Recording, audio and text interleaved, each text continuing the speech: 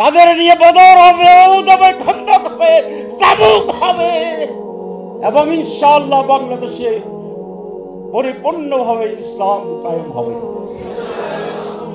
পূর্বের আকাশে দীপ্ত সূর্য উদিত হবে, পাখিরা কাছাকাছি কিচির মিচির করে ভোরের ঘোষণা দিবে।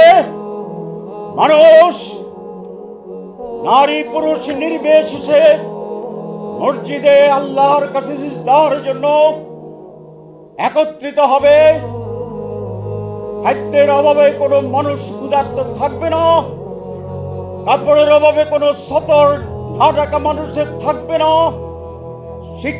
শিক্ষিত ন্যূনতম শিক্ষার বাইরে কোনো নাগরিক থাকবে না, কোনো সন্ত্রাস হবে না,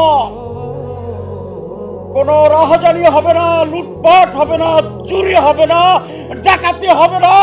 ব্যক্তিত্ব এবং অধিকারে এক মহাশৈলাভ শান্তির ফুলকু দ্বারা প্রবাহিত হবে।